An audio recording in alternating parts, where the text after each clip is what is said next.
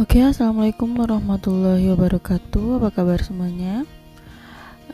Ibu akan menjelaskan materi selanjutnya ya. Materi selanjutnya yaitu mengidentifikasi informasi teks surat pribadi dan surat dinas. Oke, sebelumnya siapa yang sudah pernah menulis surat pribadi? Ya. Kita lanjut penjelasannya ya. Oke, yang pertama surat pribadi.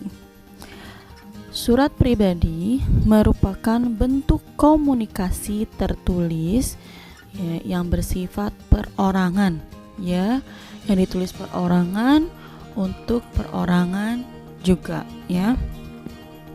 Nah, suratnya yang dikirim oleh seseorang dan ditujukan kepada orang lain yang isinya berkenaan dengan urusan pribadi.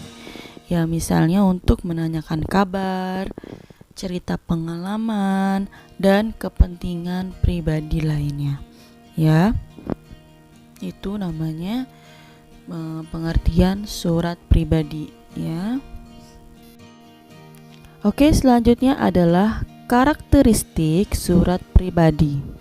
Yang pertama adalah ditulis oleh perseorangan dan ditujukan untuk orang perorangan sebagai pribadi yang sudah Ibu jelaskan ya. Yang kedua, isi berkaitan dengan keperluan pribadi yang tadi sudah Ibu jelaskan juga, misalnya menanyakan kabar, terus kepentingan atau keperluan pribadi. Yang ketiga adalah menggunakan bahasa yang santai tetapi tetap memerhatikan etika, sopan dan santun ya. Itu tergantung siapa yang dituju. Yang terakhir adalah unsur suratnya, yaitu meliputi tempat tanggal surat, alamat surat, salam pembuka, pembuka surat, isi surat, penutup surat, salam penutup, dan terakhir adalah identitas penulis surat ya. Contohnya ada di buku di halaman 152 dan 153 ya. Oke, selanjutnya surat dinas. Tadi surat pribadi, sekarang surat dinas.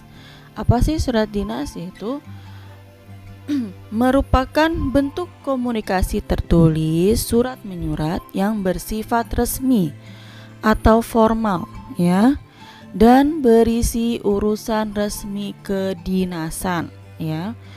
Dan surat dinas itu dikeluarkan oleh instansi pemerintah atau swasta, lembaga atau organisasi, bisa juga perorangan sebagai wakil lembaga dan instansi.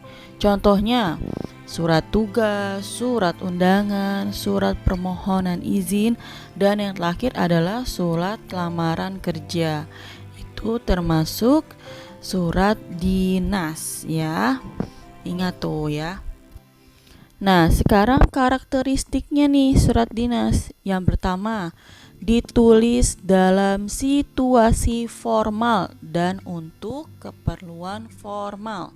Nah, yang kedua, surat dinas dapat ditulis oleh perseorangan atau lembaga pemerintahan, perusahaan, dan organisasi yang ditujukan ke lembaga.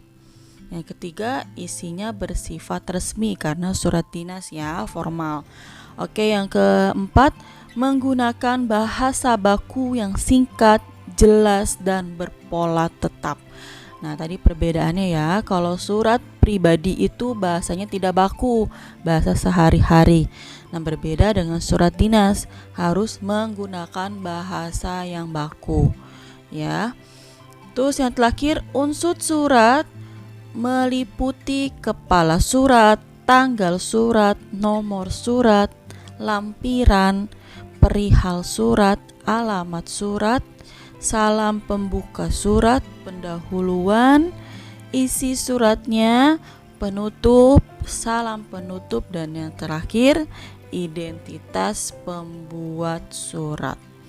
Ya, kalau tadi di surat pribadi itu tidak ada nomor surat, lampiran, perihal. Nah, kalau dan kepala surat, kalau di surat dinas itu ada ya, Nak ya. Bisa dilihat contohnya di halaman 154. Oke, itu saja penjelasan dari Ibu tentang informasi awal tentang surat pribadi dan surat dinas. Oke, terima kasih. Ya, bagi yang tidak mengerti silakan bertanya. Wassalamualaikum warahmatullahi wabarakatuh.